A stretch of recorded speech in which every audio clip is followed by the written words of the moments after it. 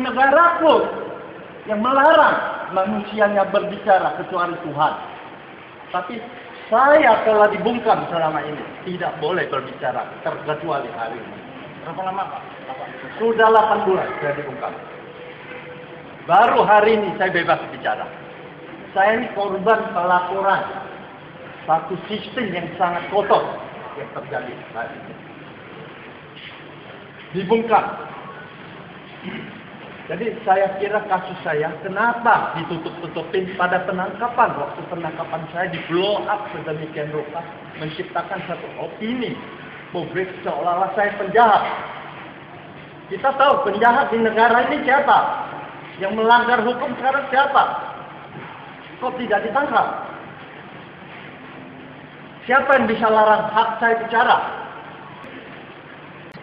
Yang saya ingin katakan kepada publik, ya, masyarakat Indonesia khususnya masyarakat Kalbar, jangan mau kita diperkosa, jangan mau kita dijajah.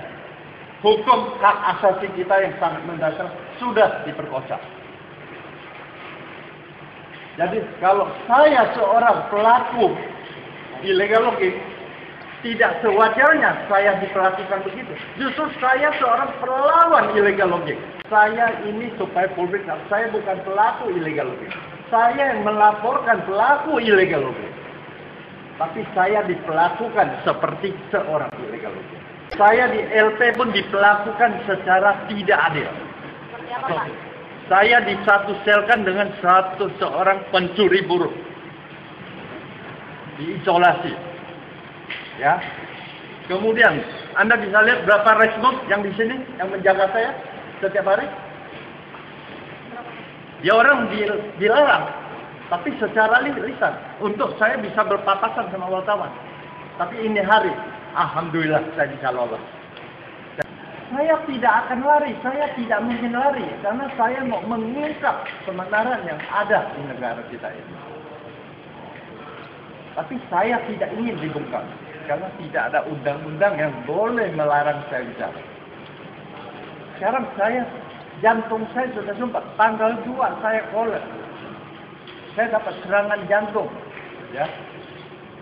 Kolek. Jam 2, jam 3, 2-3 jam kemudian diantar ke rumah sakit rujuk sini. Diintervensi. Dari Ketapang menuju sini pun diintervensi.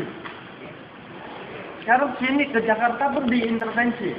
Indikasi diintervensi sangat kuat dengan adanya penetapan ini sudah keluar, tapi tidak bisa berangkat. Yang tanda tangani ini seorang ketua pengadilan.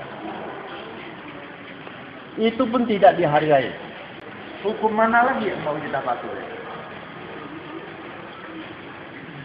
Jadi saya kira tolong publik ketahui bahwa sekarang ini kita dalam krisis hukum. Mari kita semua tegakkan hukum. Dan kalau saya seorang yang layak dihukum, saya bersalah, saya siap dihukum. Jadi seorang penjahat, sekarang penjahat di khusus Kalimantan Barat ini tidak pernah disentuh. Saya yang melaporkan penjahat. Saya melaporkan saudara Anglo CS, Santo CS yang membabak hutan lindung, yang melibatkan Alas Kusuma. Alas Kusuma terlibat dalam pembabakan hutan lindung. Bukit Lawang, hutan lindung Bukit Lawang. Tapi justru saya yang ditangkap. Alas Kusuma terlibat illegal logging, itu yang saya laporkan. Saya punya bukti. Bukti otentik semua ada.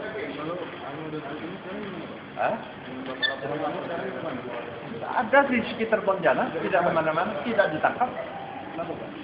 Saya tidak tahu. Tapi kewajiban saya selaku warga negara untuk melaporkan adanya suatu kejahatan illegal logging di sekitar HPH saya itu wajib saya laporkan. Rumah sakit ini tempat pelayanan, tempat orang sakit, tempat pelayanan publik. Tapi di rumah sakit ini tidak ada ketenangan. Di mana lagi ada ketenangan? Saya 8 bulan disekap. koruptor begitu banyak tidak pernah diperlakukan begitu. Pelaku illegal logging begitu, di mana-mana tidak diperlakukan begitu. Kenapa saya diperlakukan begitu? Di mana keadilan itu? Apa semua bisa dibeli? Apa ini menjadi budaya kita? Jadi tolong, saya berharap teman-teman dari pers publikasikan, saya butuh keadilan. Bangsa kita butuh keadilan. Bangsa kita butuh kepastian hukum untuk maju ke depan. Kalau memang kita patuh hukum, mari kita semua patuh, termasuk oknum penegak hukum.